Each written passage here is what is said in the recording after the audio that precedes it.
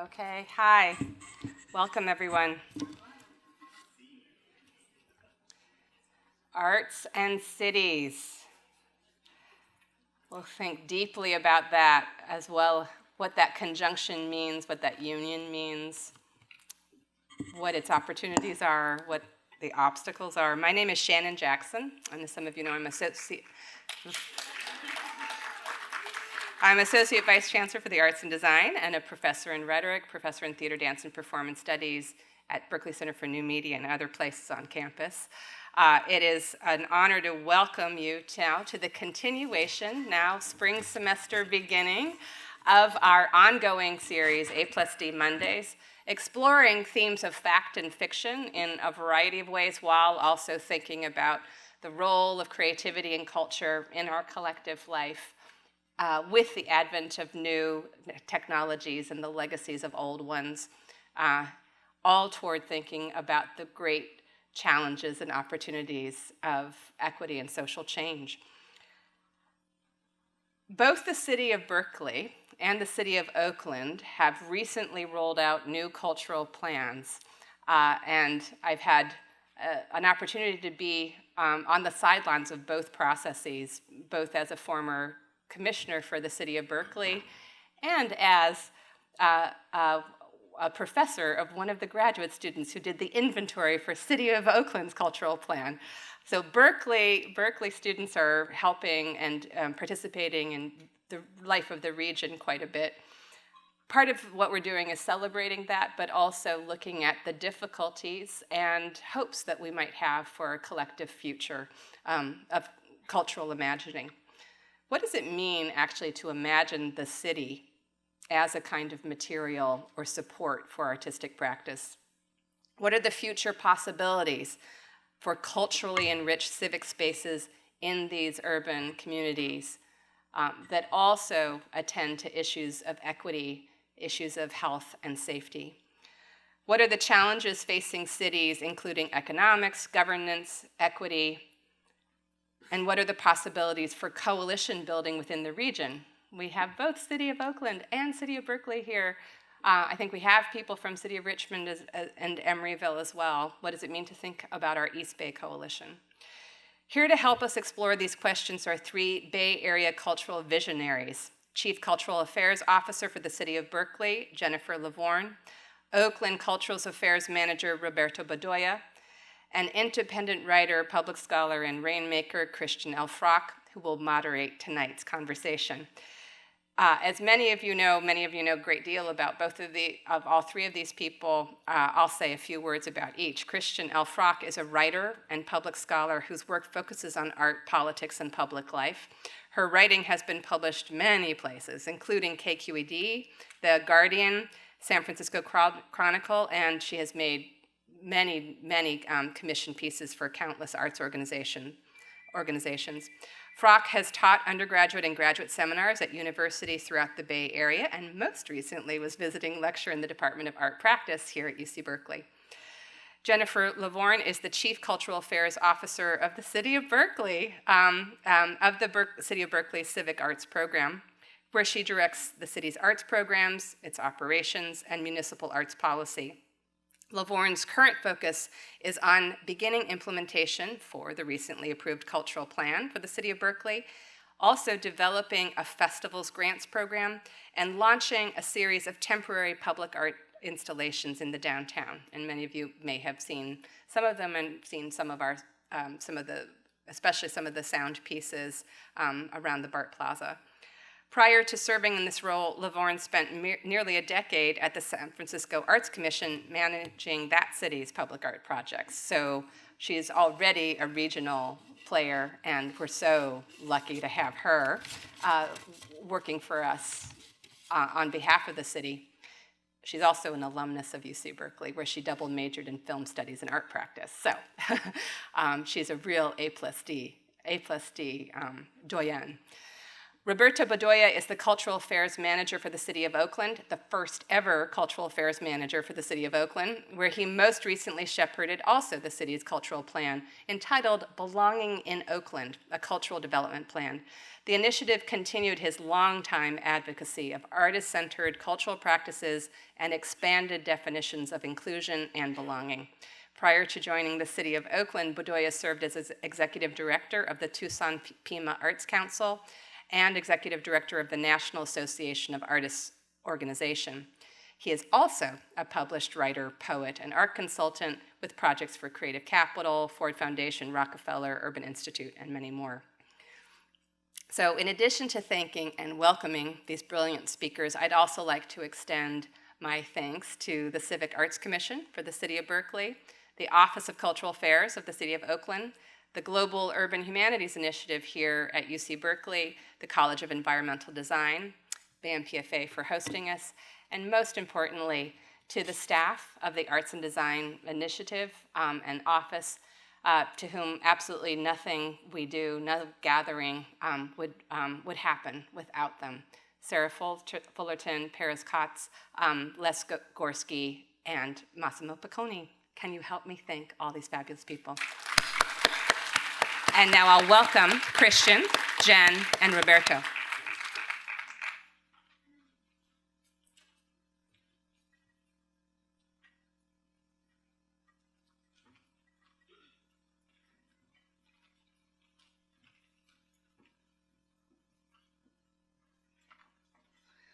Thank you, Shannon. How's that? Can everyone hear me? Furthest corner of the room? Thank you for that. So thank you very much for that introduction, Shannon. I'm going to call my parents later and tell them you called me a rainmaker. Thank you for Arts and Design for organizing this event and for BAMFA for giving us such a beautiful place to gather. I'm going to give you a little bit of an overview of how we're approaching the evening. As Shannon mentioned, I was here last semester as visiting lecturer in the Department of Art Practice. My work focuses on art, politics, and public life. And a small plug, I will be doing another program here in March on the 2nd about inclusion as resistance. And we'll be accompanied for that program with Micah Bazant and Michelle Carlson of Related Tactics. So before we get started, I wanted to mention that we have index cards here that we can pass out, and you can write down any questions you have. This is how we'll do Q&A. So we'll have you write down any questions you have, then towards the end, we'll gather up the cards, and I'll go through those to pull some questions for the Q&A at the end. We'll do Q&A right at the end when we talk about grants. So both Roberto and Jen are going to tell us at the end about different opportunities for funding. This is how I get you to stay to the end. The funding will come at the end. And then, you know, I don't know, there might be more questions than we can answer. Maybe we'll hit you on Twitter tomorrow. I'm not sure. We'll take a look at how many questions there are at the end of the evening. So I just wanted to mention that with the invitation from Shannon to participate in this evening, she put forward the question, you know, what is a cultural plan and why are they necessary? And this gave me an opportunity to read both Berkeley's and Oakland's new cultural plans and to consider the impact of cultural planning within city government. I was thrilled to read that the #1 goal for the City of Berkeley's cultural plan is to increase access to affordable housing and affordable spaces for artists. Like, give it up for that, right? That's a little rough. Can we get one more? Like, how do you make urban policy sexy? Like, let's figure this out yet.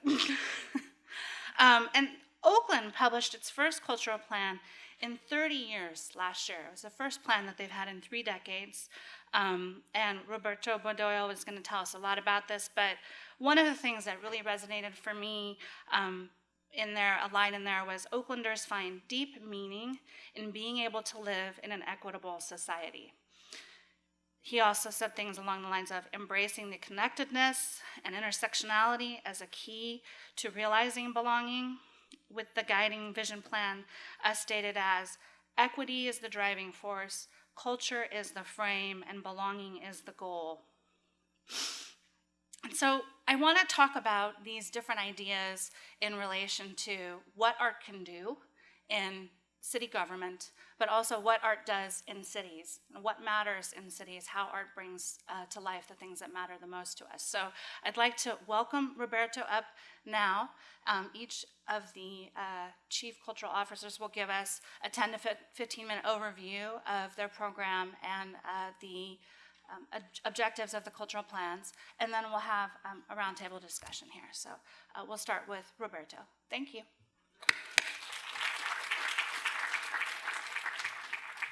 Thank you, Shannon. Thank you, fellow panelists. Thank you. I'm going to read something first, and from my introduction in the plan, and then I'll quickly go through the PowerPoint. I know people really love images, but I'm going to give you text. Here's the plan. It's a lot of words. It's 118 pages of an argument, and I'm really proud of it. In the spring of 2017, the Cultural Affairs Division embarked on the development of a cultural plan for the city. It has been a journey of celebration and reflection as we identified our assets and shortfalls. It's been an undertaking that has been both telescopic and microscopic in the process. We hosted community meetings, met with civic leaders, conducted research into the economic and social impact of the arts, surveyed the public, met with our grantees.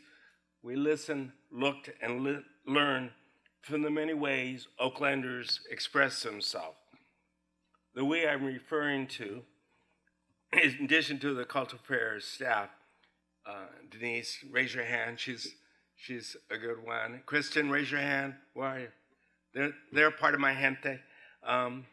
They make it work.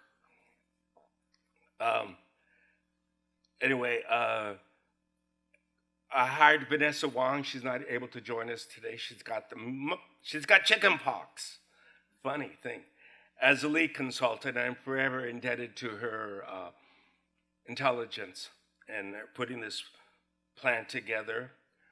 We worked with Susanna Morales and Heather Ebon from Communities and Collaborations, who work with us on our community meetings, and Alex Worth. Alex, are you here? I told him about it. He's one of Shannon's star students. He was the research analysis who produced a new picture of the economic impact and assets of Oakland's arts and cultural sector. These individuals brought their passions, professional skills, and communications to develop the plan with an equitable eye and intelligence that honors Oakland's past and present. And most importantly, their labors prompt a future for Oakland that strengthens how we can belong to a community of care, creativity, and can-do. The tagline for the plan, equity is a driving force, culture is the frame, and belonging in the goal is the goal, operates as a guide to how we develop the plan. We focus on how Oaklanders realize their expressive life, a term coined by Bill Ivey, former chair of the NEA, who states, quote, expressive life is comprised of elements, relationships, memories, aspirations, and belief, end quote, which enliven community and creativity in Oakland. Oakland's expressive life is remarkable and vigorous. It's where aesthetics, voices, community visions, and the social imaginary of how we live together inform the values and belief in our public good and a robust democracy. The plan provides an overview of today's Oakland, and the planning process offers a vision of culture for the city and suggests pathways to lift up the role of culture in building a just and equitable city. It's not a document that operates as a typical strategic plan or SWOT analysis that cages the plan inside a technocratic assessment of cultural affairs. I know what's working, I know what's not working. People tell me I don't need to spend $75,000 on a plan to tell me something I already know. Instead, it's a narrative that offers up a different lens and a different approach to understanding our city and how an alignment of culture and equity is required for Oaklanders to realize their potential. We listened to many stories of experience and looked at how Oaklanders communicate their knowledge, access problems, offer remedies, and move through the messiness inherent in group processes. We engaged in research and discovery into the conditions that shape Oakland's expressive life. We talked to government leaders, philanthropic leaders, financial investment. We looked at social capital, the space crisis, equity issues, cultural districts, organizational capacity, affordability, opportunity, and a desire for connections was what we heard a lot of. These multiple concerns animate Oakland's civic narrative that is best characterized by the lyric of Oakland's Pointer Sisters, their song, Yes We Can, Can, Can. You all know that song? Good. I often think about how imagination and policy influence each other, whether it's culture or public policy or the imagination of an individual or group. As a cultural affairs manager, my work with artists, community leaders, elected officials engages me with the entanglements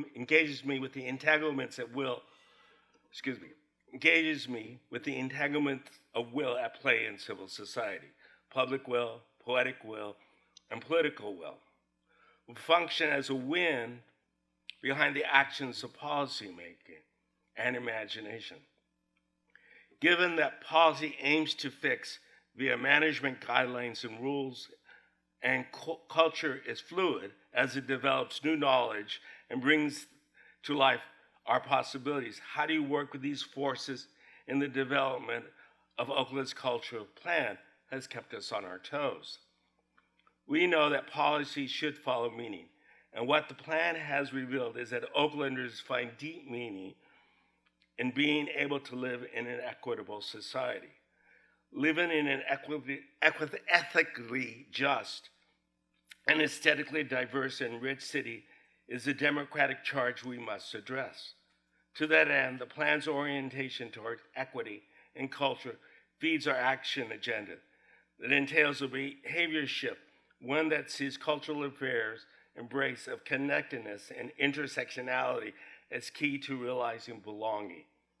The future work of cultural affairs, as presented in the plan, is to serve the civic narrative of belonging in all its beauty, temperaments, and complexities. So I'll just leave it there. You can ask me questions about what the hell that meant. Write it down, that little card. And I'm going to go through these slides very quickly. Belonging in Oakland. Here's my team. Special shout out to Vanessa's not here.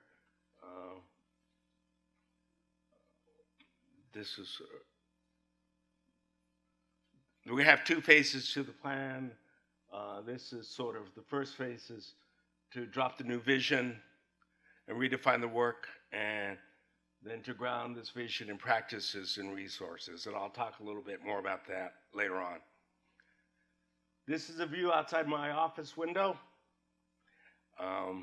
I can hear every protest out on the plaza, which is at least once a week. Research and discovery, we did numerous meetings with individuals and groups. We did community engagements, a total of 14, beginning in August and in November. We put the draft out there in December, and we had opportunities for feedback. And then we finalized community input, and then the plan was adopted by City Council of 18, just recently. An example of some of our community meetings, various places in the city. These are the various locations. We had community meetings. So I made sure that I was in every district in the city, council ward. This is kind of some of the comments we heard from the cultural community about their concerns. I'm going to go through this really quickly. From the general public, like our meetings at the library were really interesting because it's actually, we wanted the general public to show up, and they showed up. It wasn't my arts community and arts organizations that show up who can tell me everything, who tell me a lot what they want.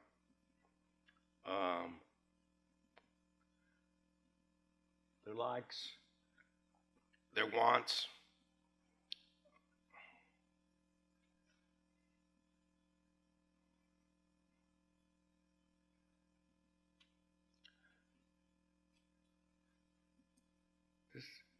These are some of our peeps. As I said, this is very important sort of framing language for me about what we do. Equity is the driving force, culture is the frame, belonging is the goal. And then in order to do this, you need to work across government, and I'll talk a little bit further about that in the Q&A. One of the things that we did, the City of Oakland has a Department of Race and Equity, and they're very deliberate about how the city supports equity. So we decided, and we defined cultural equity for the plan and for the city.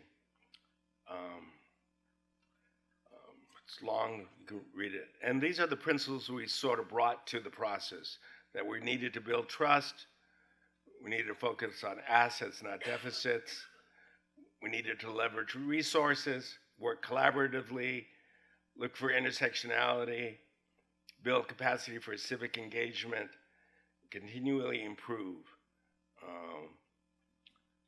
We did a little economic sketch. Our nonprofit sector is about 83 million. For profit is 390, and I didn't count. And we got that last detail from Dun & Bradstreet. So we didn't count Pandora, which is in Oakland. That's another big, huge beast. And this, I think it's funny, the second largest for-profit employer is UC Berkeley Press, which is based in Oakland. Interesting, huh? So these are sort of the domains of work that we're engaged in now: cultural spaces, neighborhood places, culture in the civic commons, which has to do, well, I could talk a little more about that, but it really is sort of public art and festival culture. And that these overall arching challenge of strengthening Oakland's cultural ecosystem and building infrastructure for cultural equity. The Cultural Affairs Department, when the recession hit, was put on the chopping block. We used to have a staff of 12. What was that, glory days, Denise? 12, and now we're down to, I have 4 full-time employees and 2 part-timers. So part of the big work is to build the infrastructure for this thing. So the plan was adopted by the council. I hired somebody to help me to reanimate the commission, working on bringing in new monies to the city department, which will allow me to do the equity analysis. And I'll talk a little bit further about these 2 initiatives that we just launched: Neighborhood Voices and Creative Fellows. And work cross-sector, that's important. And those are images. Those are the thank you for the people that applied. So that's my My time.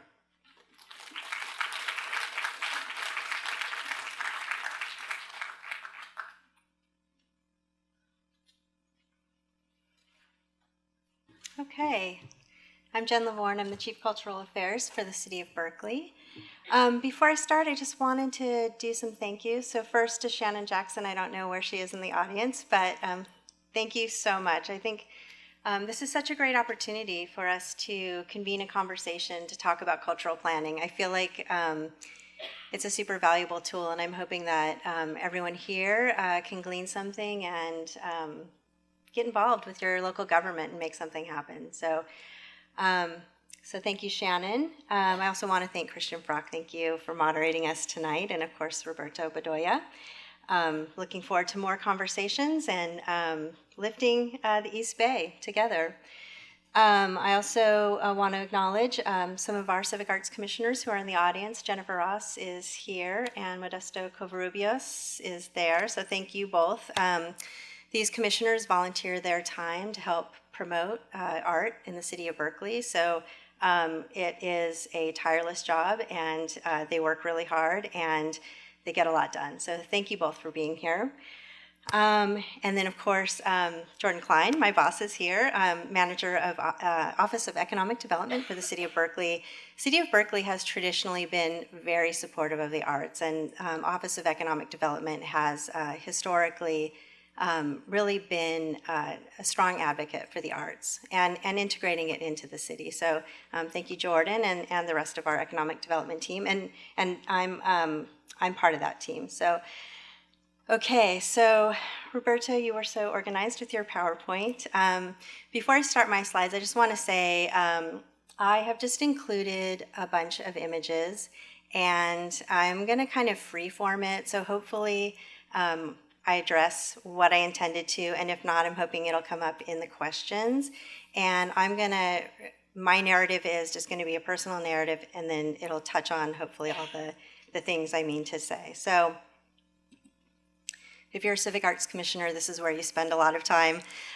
This is an image of our City Council chambers, and it used to be where we had our beautiful mural by Romare Bearden.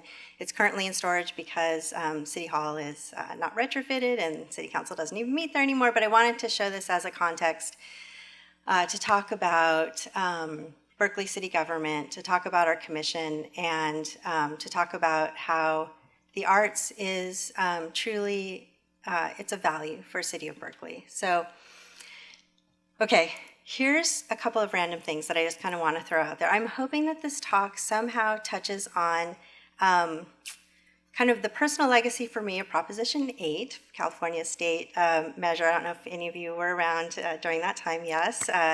That was basically made a constitutional amendment that said that gay people can't get married. So at the time, I did a little bit of door knocking around that, and of course, my side lost, and they won.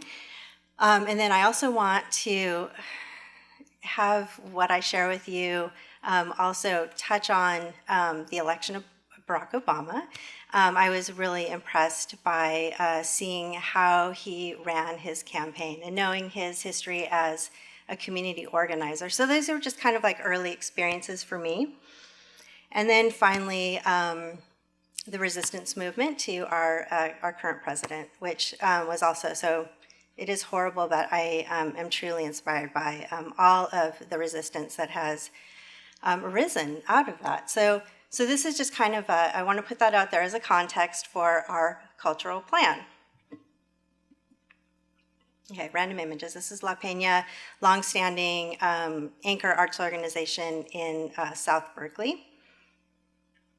Okay, so let's see, how do I tie those three things in? Okay, yeah. So what I want to talk about is cultural planning, not as this wonderful document, which I hope that you'll all read, because it is very interesting, but really to talk about cultural planning as a way to coalesce energy. So City of Berkeley is rich in arts organizations. We have 156, I think, nonprofit arts organizations, ranging from the teeny to the very large, and of course we have UC Berkeley. So we have a wealth of arts and culture here. We have a city council, our elected officials, who have gone on record saying that they support the arts. We have our commissioners, so I've already acknowledged a couple of them. We also have an amazing group of arts organizations called Berkeley Cultural Trust, and I see Susan Felix, and she is also our arts ambassador. I'm sorry I didn't point you out earlier. So the thing that, so our cultural plan, it's not a one-time thing that happened. Our cultural plan is one stop along the way in a whole line of planning efforts and organizing efforts. So our cultural plan is actually an update to a plan, I think, that was adopted in 2004. So City of Berkeley at one point pulled together its community, its arts community, and its commissioners, and they were able to adopt their first cultural plan. And then many years passed. And then in that time, let me just go to my next slide. So this is downtown Berkeley. Excuse me, I'm just gonna grab some water.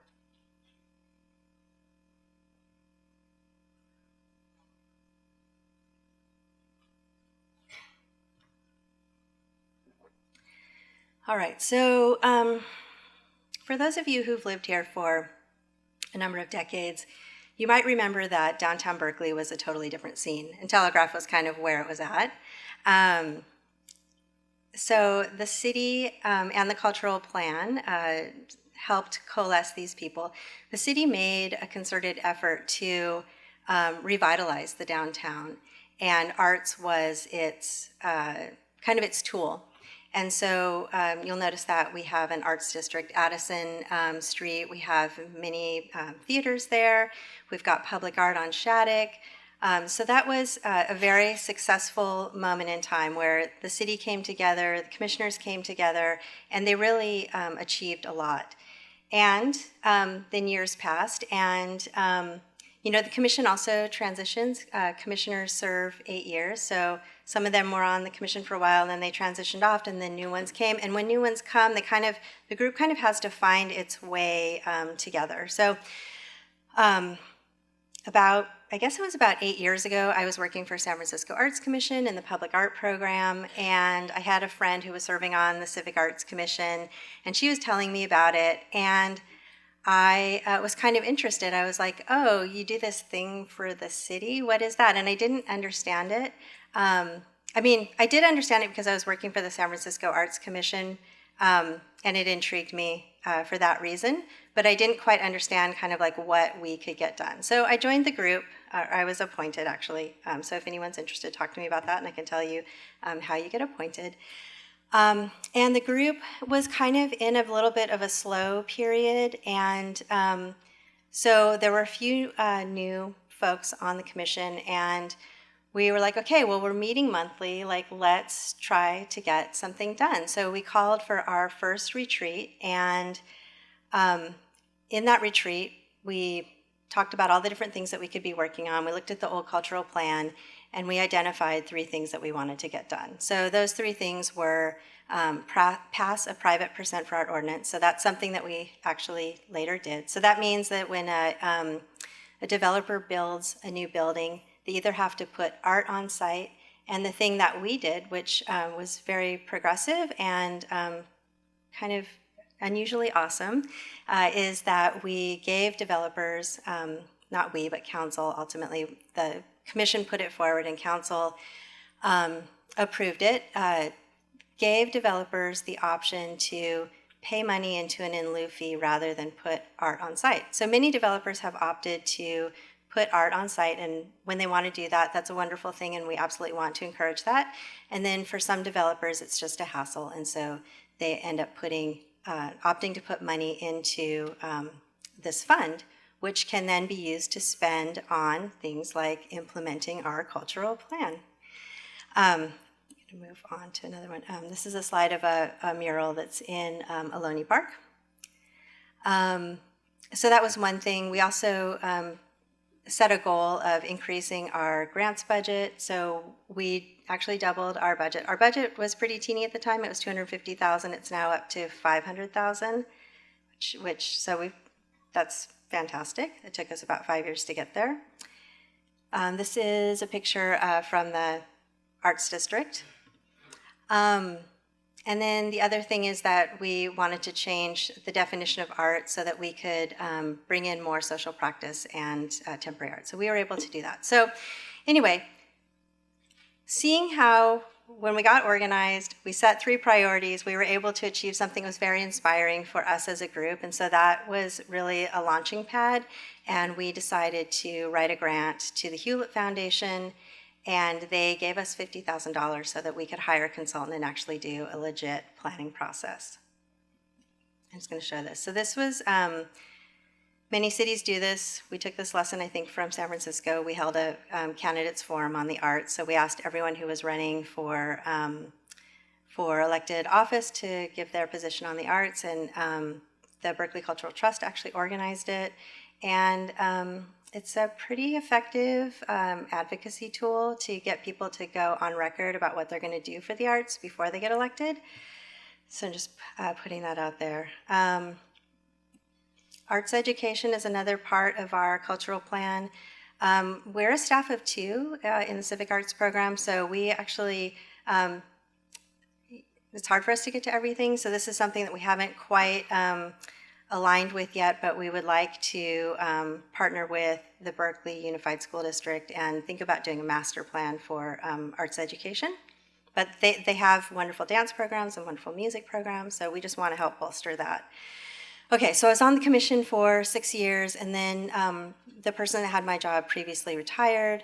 I stepped down from the commission so I could apply for it, and thankfully I got the job. So now that I'm in the job, the city council approved our cultural plan right when I was hired, and so now it's kind of falling on me. And there's a whole to-do list in here. If you flip to the back, there's like this matrix of all the things that we're supposed to do.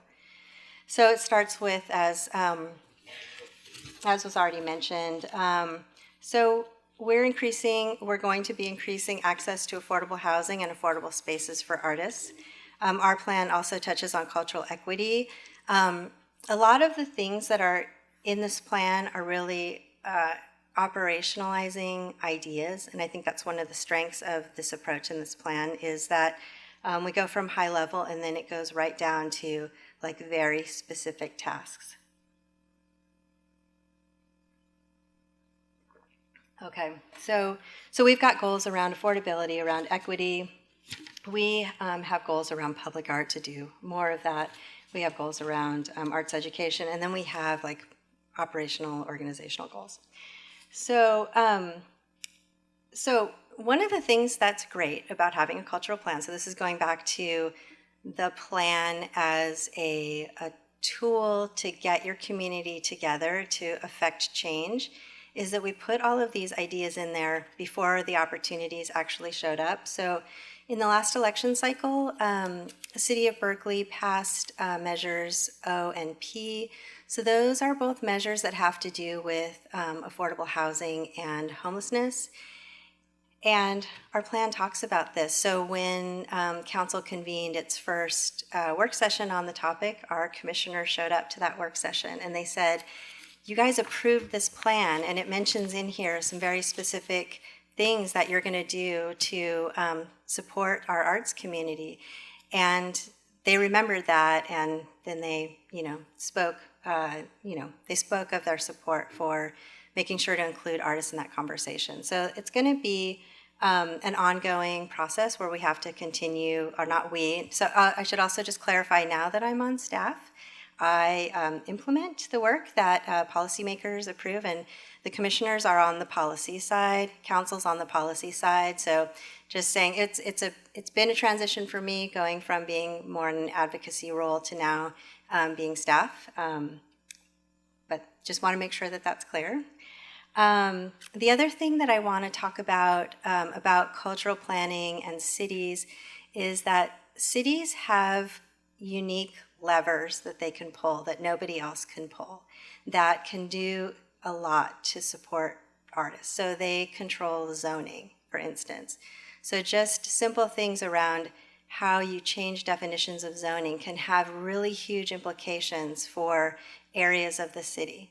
So if we're worried about protecting artist studios, we need to think about, well, how does that zoning language, what does it allow and what does it not allow?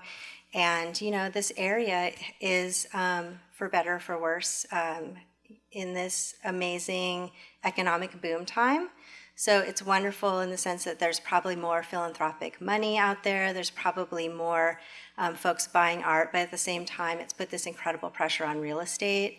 And so, a lot of artists are potentially facing displacement. Our arts organizations are potentially facing displacement. So it's a very important time for cities to be looking at that. And the big question that we always need to ask ourselves and our elected officials is, what kind of city do we want Berkeley to be? I mean, that's the most important question.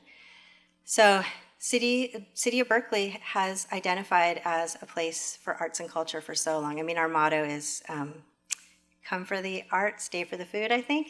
So in any case, I'm going to just show one more slide, and I think I'm done. So this is Berkeley Art Center, one of our longtime visual arts organizations. And Shannon mentioned our sound installation space on Bart Plaza. This was a shot from the opening party for that. We had Berkeley Symphony out and other bands. It was really fun. And then I just want to show you this is kind of one of the visuals you see when you do cultural planning. I mean, it just entails many meetings with different stakeholder groups. So, if you're going to do a topic on arts education, you get everyone together that, has something to do with arts education in your town, from the high up people down to, the teachers and some students who are affected by that. And you do that across each of your sort of program areas or policy areas. So for us, it's grants, it's arts education, and it's public art. So I think that's it. I'm going to leave this one up. So.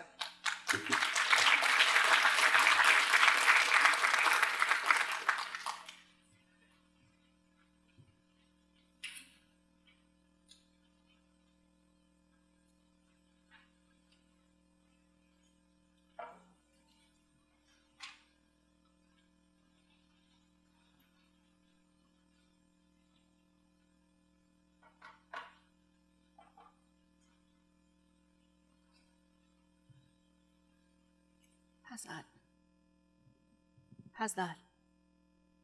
You nodded down in front. How about back there? Okay, I can hear that it's working now. Great. Thank you both for that overview. And Amber, if we could pass out the cards now, if anyone has a burning question that they want to contribute to the Q&A, we have some cards coming out. You can take one and hold on to it if you have the idea that you might have a burning question later. So it was interesting to read the two cultural plans side by side. Like, as you both mentioned, yours is about 40 pages, an update to an older plan, and Roberto, yours was like 140 or 130 pages, and it was the first plan that the city had had in decades, right? And we talked a little bit about what the impetus was for developing that, because you came in and you were working on this plan within 6 months, right? It was very quickly. I think it takes a second to start up. Okay. I was hired in November 17, I guess that's right, I'm not sure. Right before, a month before it goes ship. And Hewlett gave us money as well to do the cultural plan. So I arrived with some resources to do a plan. So I was really lucky. So we immediately started to begin that process. The bulk of the plan, the work was done in spring and summer, just recently. So we just figured we better do it. We need to do it quick.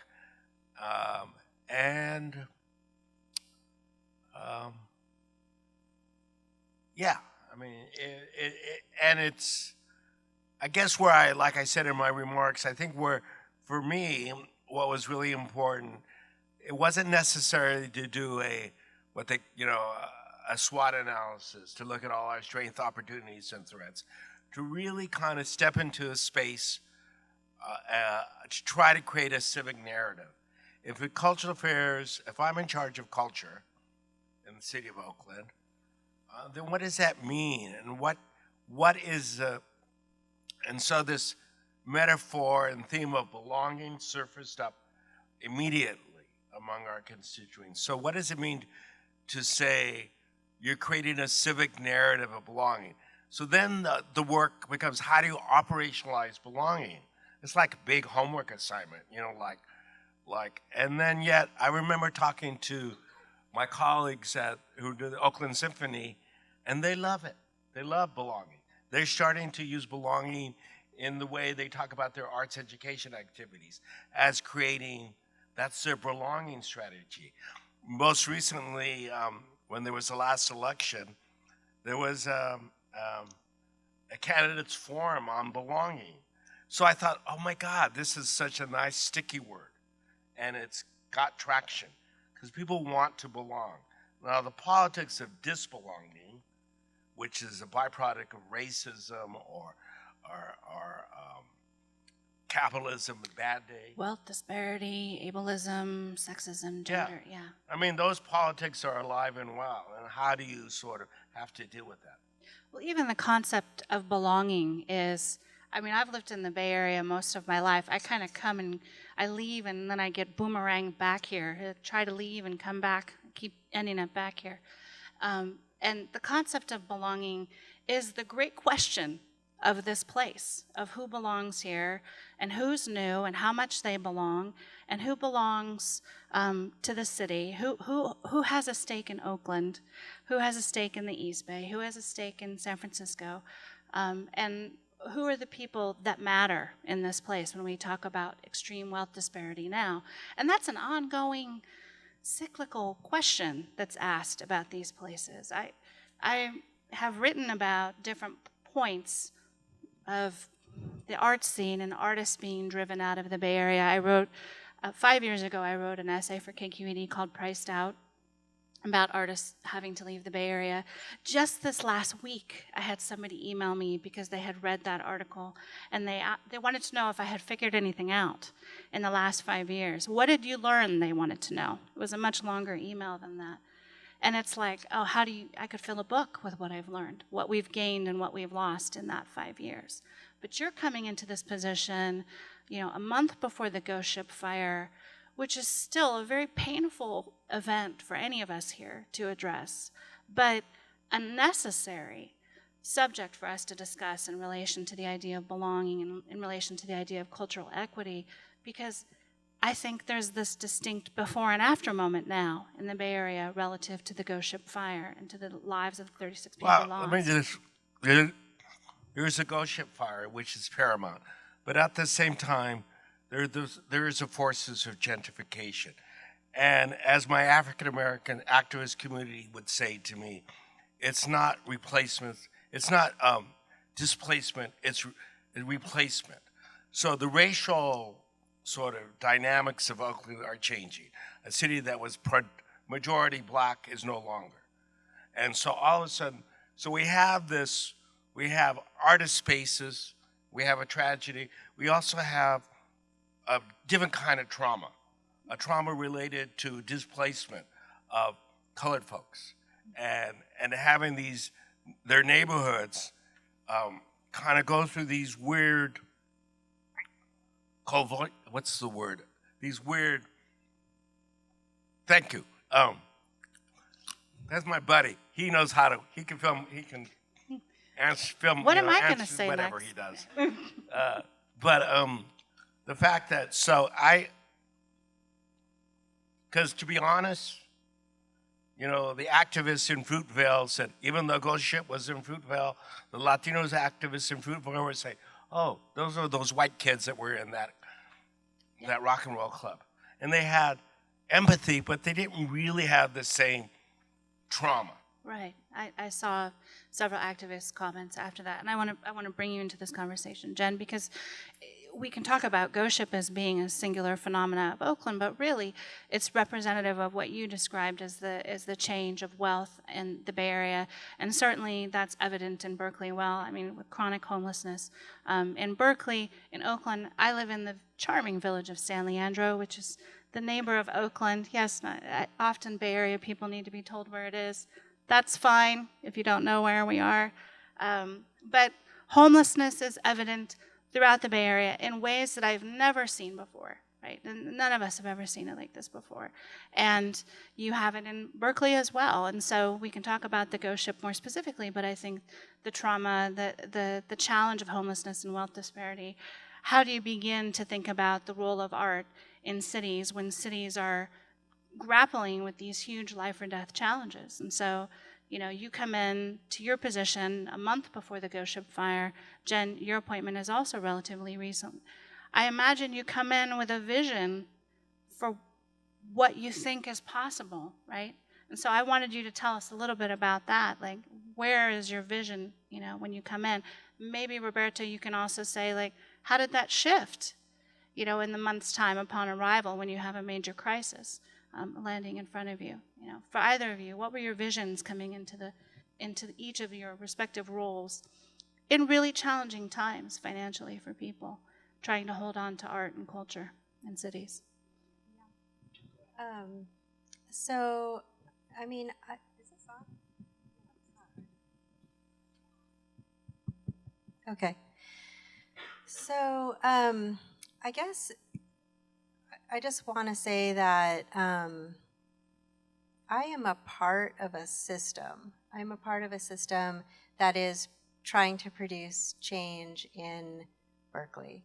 And that system, like, we coalesced around, you know, pulling this plan together and identified affordability as you mentioned, it's our first chapter in our cultural plan. And so that does, I mean, affordability is, it's resulted in the homeless crisis. It's a threat to the culture of Berkeley. There's also tremendous outmigration in South Berkeley, so you know, it's changing there.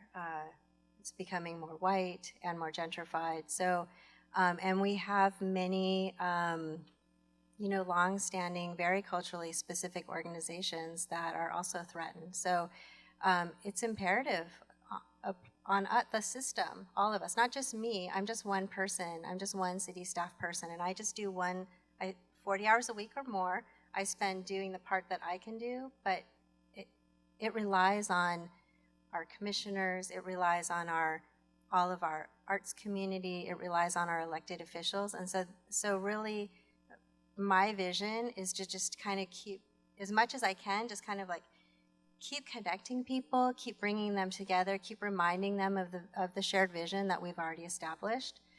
So I just want to, you know, I want to do my job and get that plan done. And if we get the plan done, God, Berkeley's going to be a different place because there are a lot of ambitious ideas in that plan. Yes, there are. Roberto?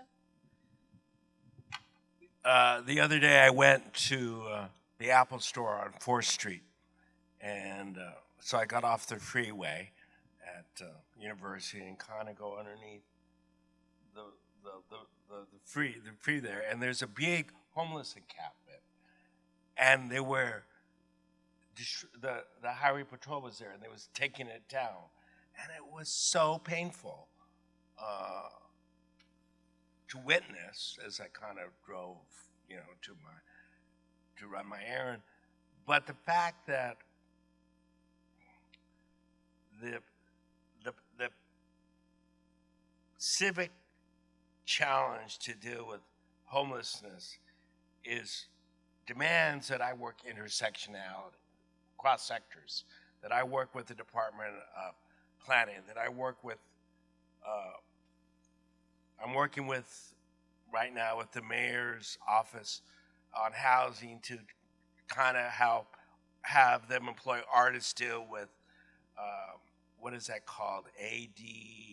Creating in-law apartments. Yeah. So basically, you know, so I just think about all those little things that we can do through my shop to help artists who are addressing this issue. but I don't have a magic bullet. So I just try to.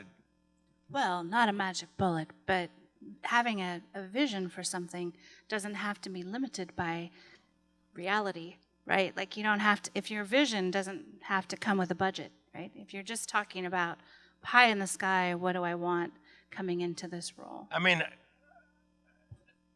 in terms of the space crisis in Oakland, it's manifests not just in artists losing live workspace, and that's one challenge, but all of our nonprofits feeling high anxieties over their venues. We worked with CAS, Community Art Stabilization Trust, and have an initiative called Keeping Space in Oakland to help these nonprofits stabilize their operations.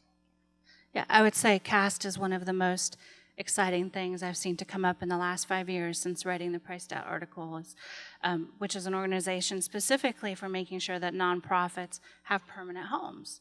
And it's been very successful in San Francisco, and it's exciting to see it coming to the East Bay and developing projects in the East Bay. Jen? I just specifically on homelessness, I also just wanted to share that our Civic Arts Commission last month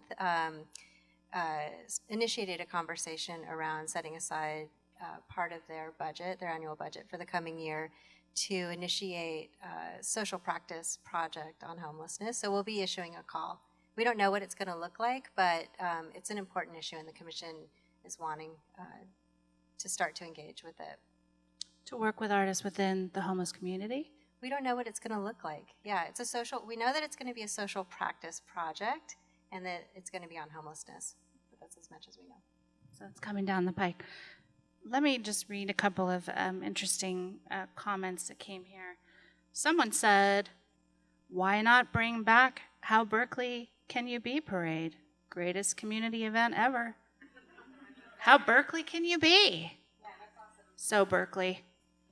So we're not supposed to talk about grants yet, but I'm just going to mention, since somebody mentioned parade, I'm going to mention Festival's grants program coming soon, February 11th. We will be issuing our applications for festival grants. So whoever wrote this, that's your cue. You could be the one to get it back off the ground. This was also, there were a couple of questions here relative to equity, specifically a question for Roberto. What does equity mean concretely in Oakland, one of the most unequal cities in the United States?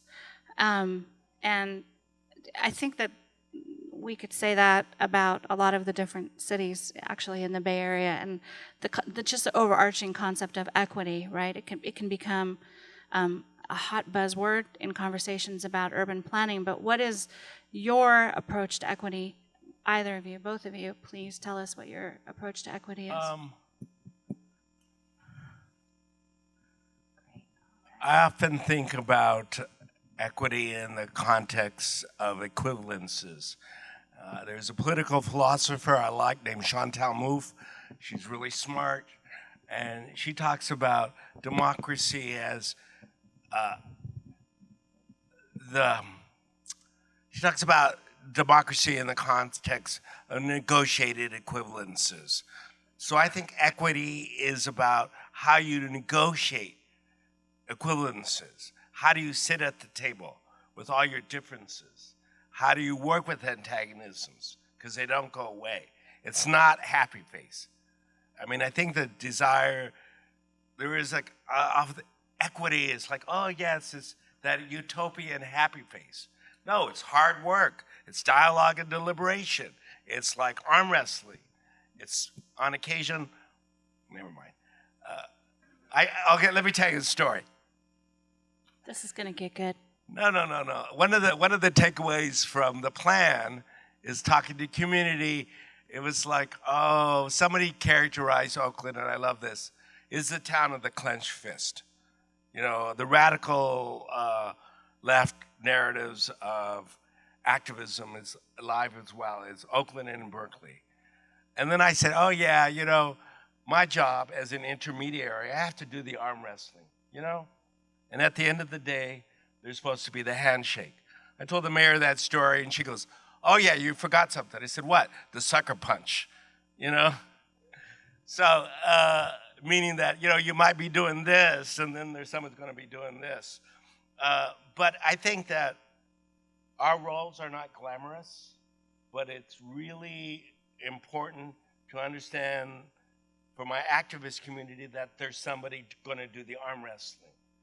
And you need to constantly announce the inequity you see and bring forward that light, and sort of be clear about it. I'm not asking that activist artists to do the arm wrestling. They may not have that skill set, but there are people in the community that do and understand what they're about and how they sit at the table. Roberto, can you talk a little bit about the program that's coming up?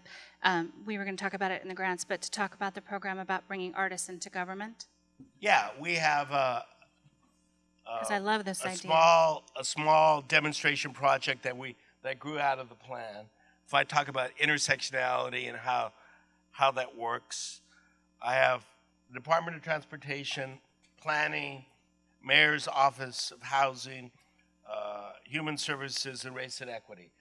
So I'm going to have an artist in residence, what we call a cultural strategist, to work in those departments to figure out various sort of pathways that these agencies are trying to go down to. And I'll be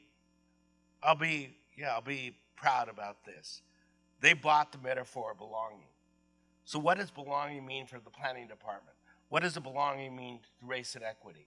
They're their shop, and so they're trying to operationalize it. And I'm going to have these, little artists, interlopers, doing their thing. I love it. I love the artists, interlopers doing their thing in government. I want them at every level of government. Every level of government, I want. Well, I think one of the things I'm work on that. discovering right now is that I also need to be very mindful that I spent the day with planning today. We're also building new languages. The artist doesn't necessarily know zoning and code and all that stuff, but they have a notion of space, and the planning department may not have the same notion of space. And so how do we build that common language? Right, with interdisciplinarity. Jen, can you talk about equity a little bit in terms of your role in Berkeley? Yeah. So as I mentioned before, equity was also identified in our cultural plan. And so I just went straight for operationalizing it. We just finished, it's actually going to council tomorrow night, our revised grants guidelines. And we added a cultural equity criteria. And so my understanding of equity is pretty rudimentary. It's just about giving a lift to historically marginalized communities. And so that's what this criteria does. It's a 15-point criteria. And so if your organization can demonstrate that, you get those 15 points. Demonstrate it well, you get those 15 points. So, and that's across all of our grant categories, including the new festivals grant category. And one of the questions here, Roberto, was about how the city will define the success of having artists working within government. Is there room for experimentation within this kind of setting? In other situations with artists, it's okay if it fails. How does it go with government if you try bringing artists into a space and it isn't an enormous success? Or what are you using as your metric for success in that situation? It's a really good question. Or just trying it is enough? No. It's first of all it's not big money, and it's for a short period of time. And I'm very clear that my partners, it's a pilot program. And in many ways, they'll have to define what success looks for them. For me to evaluate in the aggregate what this work is, I'm sort of embracing this notion of a developmental evaluator, meaning that you're constantly involved in creating a feedback loop on process so that you're constantly sort of checking in. Is this like heading to heaven? Is this one going to hell? I mean, you know, that kind of dialogue. But I will say this really clearly. It's relatively small monies. It's a $10,000 stipend. And I'm all about failing forward. If you're going to fail, let's fail forward rather than not fail at all. I mean, not trying. But I think it's going to, I mean, my partners are all excited, and hopefully they'll put up some money next year and we can actually have more. And Jen, in relation to thinking about equity within the programming that you're planning, what is your metric, right? Like the idea of equity being recognizing people that haven't been centered in the conversation, bringing them into the conversation, but how do you then decide whether or not you reached everyone or reached enough people? Yeah, I mean, I don't think that it's a before and after. I think it's an ongoing effort. And I would say that the work is about amplifying it. So it's kind of amazing. Actually, we changed the criteria. A couple of our arts organizations saw that. They brought that to their board, and they're like, we need to start having equity conversations with our board. Like, what does this mean for us? So I was really pleased to see, like, just a change in language actually amplified the conversation. Berkeley Cultural Trust also just set up an equity and inclusion committee, so they're thinking about who is their membership. So I like the idea of these changes having ripple effects. And also, this is a little like in the weeds of our grant stuff, but I also just wanted to mention that we also restructured how we award our money. So the biggest organizations, they don't get like 3 times as much. They get $17,000. The next level down gets $14,000, so that's mid-size.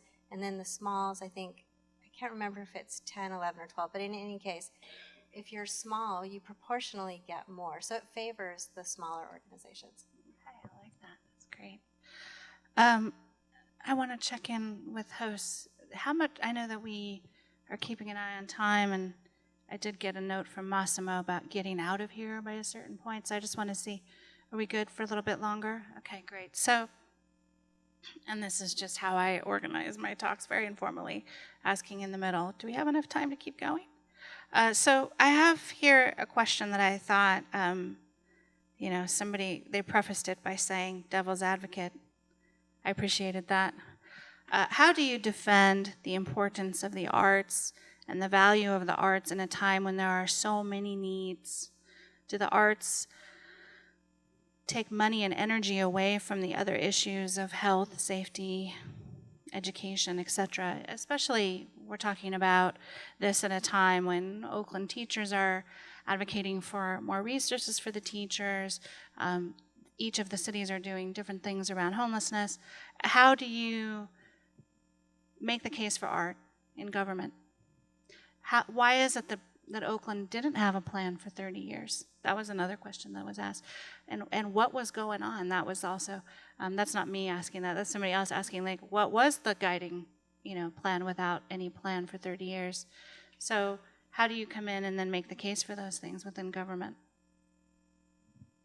I just have to say I feel really extremely lucky to be working for City of Berkeley, where it's a foregone conclusion that the arts matter. People will come out and say the arts matter before they'll actually put their money down, but nobody questions the value of art and culture. It's just assumed to be important. So I don't feel like that's we don't have to convince them of that. They already are there. Even with competing issues or competing needs for money and resources. That's when the conversations get hard.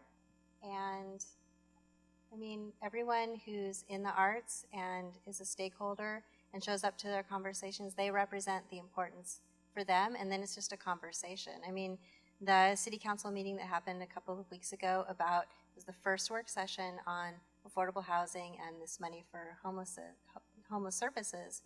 And arts people showed up and they said, we're part of this and we want to be part of the solution, and we need housing too. We're part of the economy. Right. Yeah. I mean, the question wasn't directed to me, No, but when I've been asked, I think where I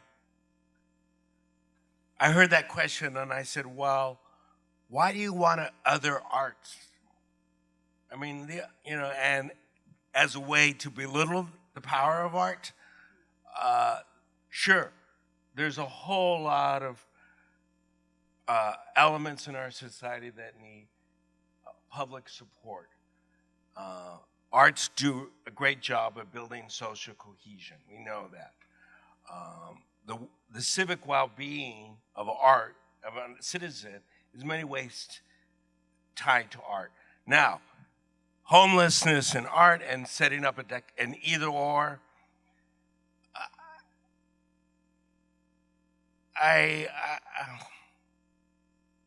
first of all, I don't play that game. It doesn't like, it's not either or, it's and. And we gotta say and. And I'm not gonna do the othering and put it over there in the margin.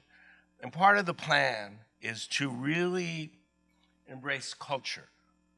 So, culture are the ways people live. I'm not talking about artists, I'm not talking about the art object, I'm talking about culture. And if I'm the Cultural Affairs Department, how do I support the ways people build civic life and their expressive life that I talked about? And they do it sometimes through dance, they do it sometimes through a parade, they do it sometimes in their studio.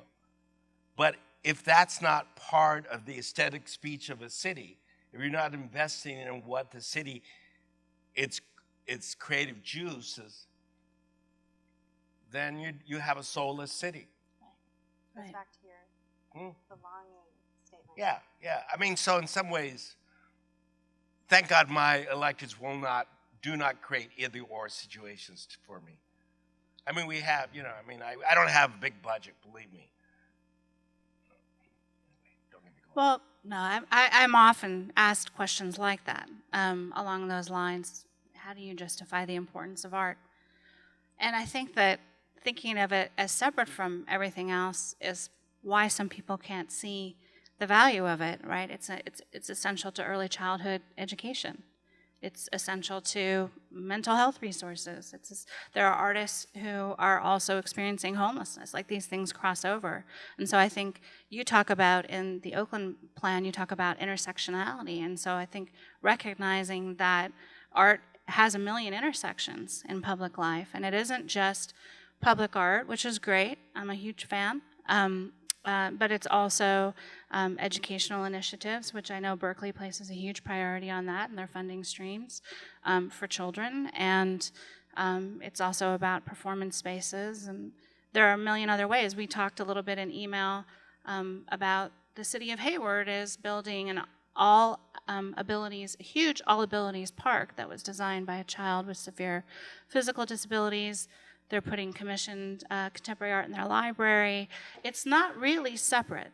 It's part of the fabric of public life. And so thinking about the ways where art can be there within all of those challenges, I think, is more productive than thinking about whether or not art is taking money away from something else, right? It's just part of the fabric of the challenges of a city. So one of the things, are there any more cards coming up? Yeah? Great. Oh.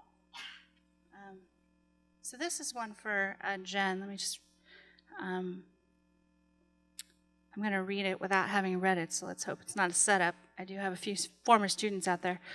Berkeley is the most famous university in the world. It happens to be located in the city of Berkeley. So does the cultural planning at Berkeley include the cultural planning of Berkeley University, I think is what's meant here? Is there crossover between the city and the university, which is massive? This goes on. I'll leave you to talk about that a little bit. Just wondering the relationship between the university and so. At one point, we had Shannon Jackson on our commission. We were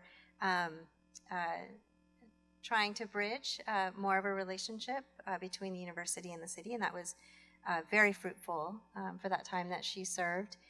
Our Civic Arts program does fund some of the arts organizations that our university run, like this museum and Zollerbach Hall. And then we're also the beneficiary of many, university projects and programs. So There are service learning programs that actually do community work. So I would say we're separate organizations, and there's some porousness. And I, of course, would love to collaborate even more. This is one for both of you, and it's a really great question. Is there any work being done around decolonization and belonging, given that all that we're discussing is taking place on stolen land? Taking place in what? Stolen land. Yeah. The whole of the Bay Area, essentially all of California. Is there a way culture and cultural work can be more proactive instead of reactive to the structural oppressions causing these crises? Crises. That's one I'm going to have to sit with. In terms of being reactive or proactive. I haven't talked about this other initiative that we just started called Neighborhood Voices Belonging in Oakland. What the Cultural Affairs Department can do is create opportunities. I'm not an artist, so I'm not doing this work. But if the anxieties around displacement and gentrification are deeply felt, what do we do to abate those feelings? One of the ways is to have strong social networks.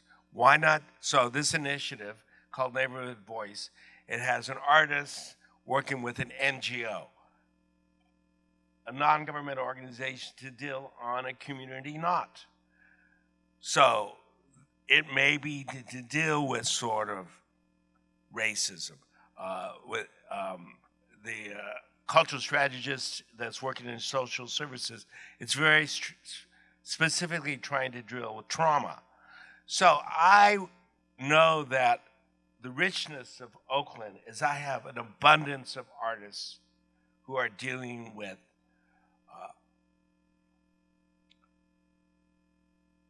equity issues, arts and social justice, is the culture strike.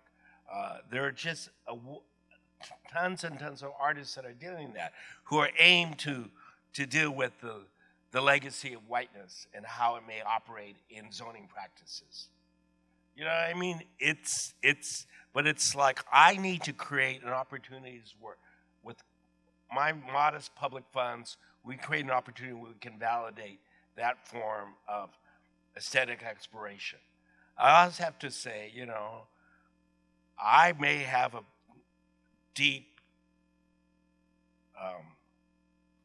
appreciation for social practice artists, community-based artists, social justice artists, but I also love the experimental jazz poet that's in a little enclave by Mills doing their saxophone.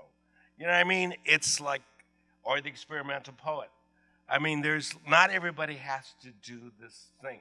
And I understand that. I joke that my charge is I have to serve the white gloves to the anarchists. And so I know that that's in my artist community.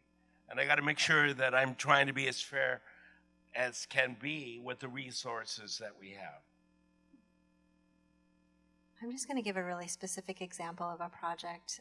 So City of Berkeley has a park called Aloni Park, and so we are on Aloni land, and the city commissioned a mural by not an Aloni artist, but a Paiute artist who met with the Aloni community and learned, the local history and contemporary history, and then illustrated that. I included a slide of that mural in my slideshow. So that was done, I think, 10 or 15 years ago. It fell into disrepair. The commission then set aside budget to do conservation work on it. It got the community really excited, and now the commission is considering working with that same artist and the community to augment the project. And the project started with a vision that the city didn't fully fund, and that was to create a ceremonial space for the Aloni. And it wasn't just meant to be an illustrative mural. It's really important to have that story out there so that people can, it's a four-sided mural that tells the story of from the creation myth up through more contemporary folks from the community. But the commission may be augmenting that to actually create more of a social space around that mural. And that was initiated by the community, or how did that come to be, the push to create that into more of a social space? It was initiated by the community. Yeah. Mm-hmm. And so I think the question of whether or not the arts can be, let me make sure that I'm using their exact words, more proactive instead of reactive to the structural oppressions causing the crisis. Is there a way culture and cultural work can be more proactive instead of reactive? I mean, I think that is believe it or not, the initiation of a cultural plan is the beginning of that. It's first carving out a space for it in government and making sure that it's a priority. Roberto, could you talk a little bit about why there wasn't a plan for 30 years and what the guiding, like, was it just? I mean, I walked into a beautiful empty space. Yeah. And so how were decisions made prior to having a plan? I really don't know why. Yeah. I mean, I will tell you, and Denise is here, my wonderful colleague, that, when the recession hit, if the community didn't organize themselves, there would not be cultural affairs. I don't know why there wasn't a cultural a plan. Well, you said earlier how I don't know why that leader. Maybe I hate to be mean, but I will be mean. Okay.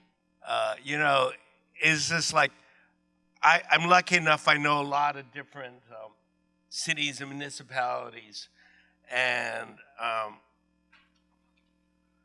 they do grant making and they do public art. You know what I mean? And it's dominated by technocrats. And the technocrats love plans. And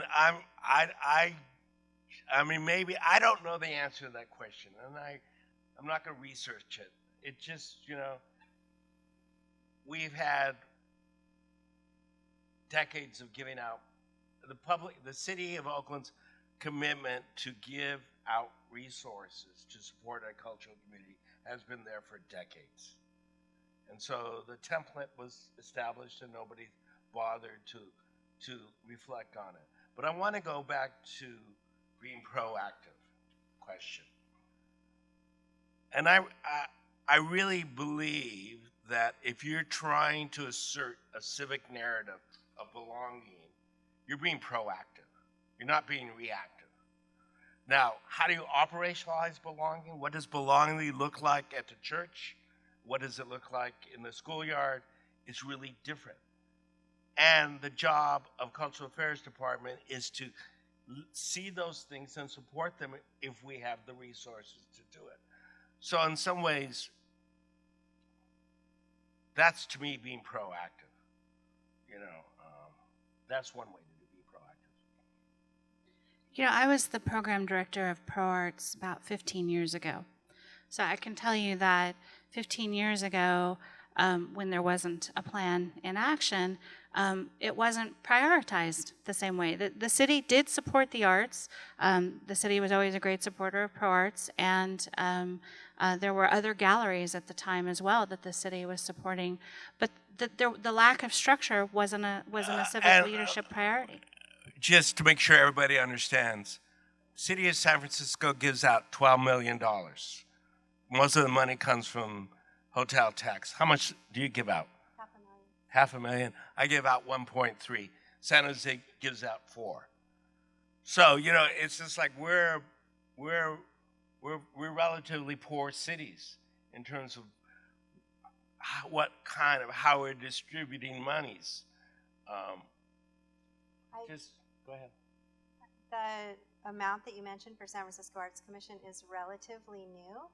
So, previously, I think it was just $2 million, or at least San Francisco Arts Commission. I know grants for the arts is a separate bucket, but just to say the recent measure that passed in San Francisco. I claimed I class Okay. both. Well, so it was a certain amount, and now it's going to even get bigger. it's ginormous.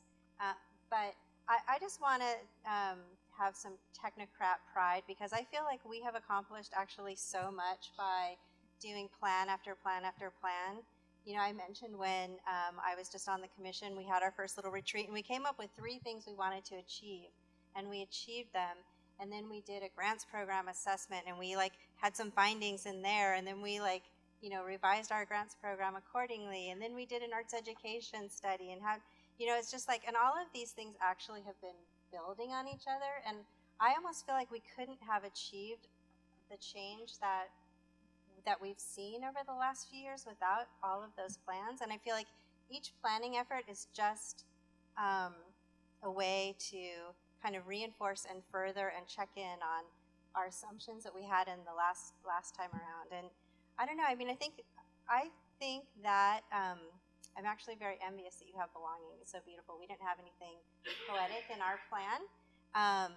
Ours is very kind of nuts and boltsy, and it very much looked at resources. Ours is kind of how do we get more resources for arts and culture to support it? And the question that was just asked about, being proactive around resisting colonialism and acknowledging that we're on stolen land. We didn't contemplate things like that as much as we were very specifically looking at the resource question. But that's the beauty of a working plan. Right. And Roberto's document is open access online, so you can be inspired by it. It is a beautifully written cultural plan, and it is quite poetic to think about belonging as the guiding principle of a government agency focused on art. I think that belonging is part of, in the same way, it's just a different language, but I think it is a part of what the Berkeley agency is doing as well by prioritizing affordable housing. And so the priorities are the same. I think that we are probably, did you have a closing comment? Listen, I have to be a technocrat. So I have to be that person. And it's not an easy fit for me. So, a story. I started to do the plan, and I called my friend Esteban, who did the plan for the city of Santa Fe. And good friend, really smart man. And he asked me how you doing. And I said, oh, the bureaucracy is just really hard for me to figure out. And he goes, no, you got it all wrong. It's not bureaucracy, it's burro occupancy. It don't move, man. It sits down. You hit it, it'll kind of decide, well, I'm going to even be more an irritant for you. So the strategy then is it will move when you move the feed, So this is where so in some ways, you have to figure out how to move through those systems. And I need to, once again, thank my staff. They're really, really, really, really good. And,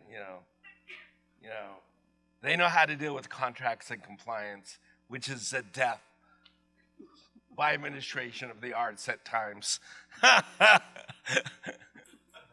Can you both give us, just in closing, a little overview of some grant opportunities coming up for the artists and the audience? We just closed on the Cultural Strategist and Neighborhood Voice opportunity. In the spring, we'll have our normal grant-making cycle where we support artists in the schools, organizations, organizational projects, and individual artists. So those guidelines will be posted in April, I think, huh? March 15th? Dang. That's enough time to put together an application. Get to work.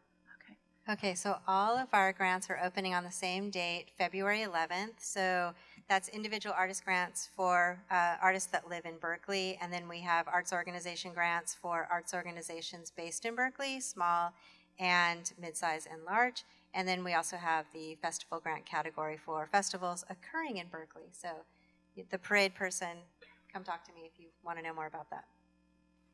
Well, I'd like to thank you both for being in conversation with me. Thank you all for your fantastic questions. And thank you, Shannon and team and co for facilitating this conversation. It's really fantastic to see so many of you come out to listen to this conversation. Feel free to continue the conversation, debate things. You can argue with me on Twitter if you like. I'll relay it to them. I have Keep a talking few about it. copies of the plan here for Okay, those that want. Jen, there's your chance. Some nighttime reading.